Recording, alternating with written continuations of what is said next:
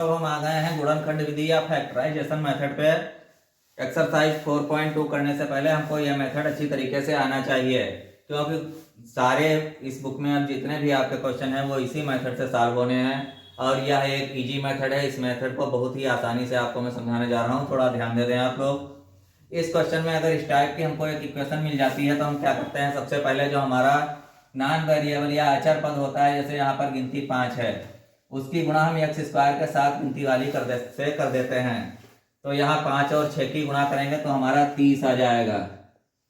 अब 30 के हमको दो जोड़े ऐसे बनाने होते हैं जिनकी गुणा 30 ही रहे, लेकिन जोड़ने या घटाने पर 13 है।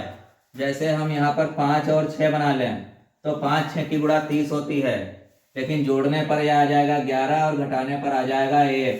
लेकिन हमको लाना कितना है, यहाँ पर 13 लाना है। तो ये हम 5 और 6 इसके टुकड़े नहीं रख सकते हैं। अब दूसरा करके देखते हैं, 10 3 30।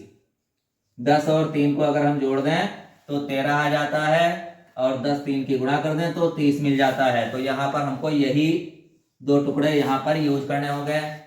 तो पहली गिनती हम ऐसे ही नोट कर लेते हैं।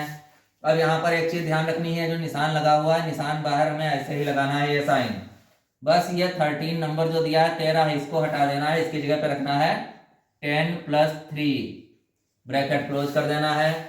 जो यक्स साथ में लगा है वो बाहर लगा देना है, प्लस में 5 लगा देना है, बराबर में 0 रख देंगे। अब ब्रैकेट ओपन करते हैं।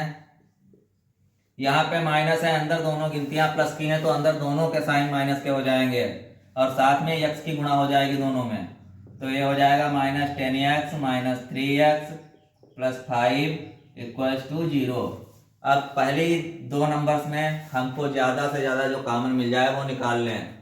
यहाँ देखिए 2 से इसमें भी डिवाइड कर सकते हैं, इसमें भी डिवाइड कर सकते हैं, तो 2 हमको कॉमन मिल जाएगा। और यक्स यहाँ पर भी यहाँ पर भी है तो 2x हम बाहर निकाल लेंगे ब्रैकेट के। अब ब्रैकेट स्टार्ट कर देंगे तो यहाँ पर क्या बचेगा, इससे अब 2x से इसको डिवाइड कर देना है। 2 3 6 3, यक्स यहाँ पर 2 है, यहाँ 1 बाहर ले लिया तो 1 यक्स अंदर बचा, माइनस का साइन लगाया है। इसको 2 से डिवाइड करेंगे 5, 1 यक्स था वो बाहर निकल गया, कुछ नहीं बचा, इतना ही बचा। यहाँ पर शुरुआत में अगर माइनस हो तो माइनस जरूर कॉमन ले लेते हैं। अब देखिए गिनती कोई ऐसी नहीं जिससे दोनों में भाग किया जा सके, जहाँ कुछ ना हो वहाँ 1 ले लेते हैं। ब्रैकेट के अंदर क्या बचेगा, हमने जब -1 बाहर लिया है तो दोनों के निशान पलट जाएंगे, यह हो जाएगा 3x - 5।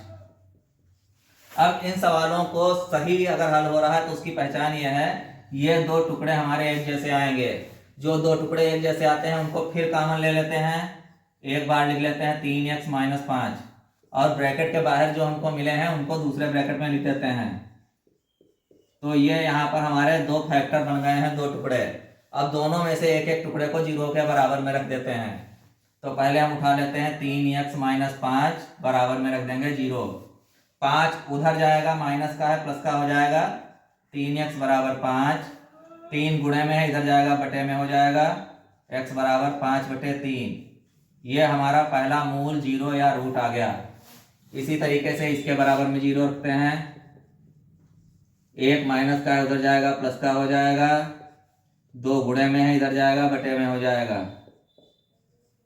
ये हमारा दूसरा रूट मूल या स्क्वायर आ गया। तो इसके दो आंसर हमको मिल गए हैं। अब ये गुणनखंड विधि आप लोगों की समझ में अच्छे से आ जानी चाहिए।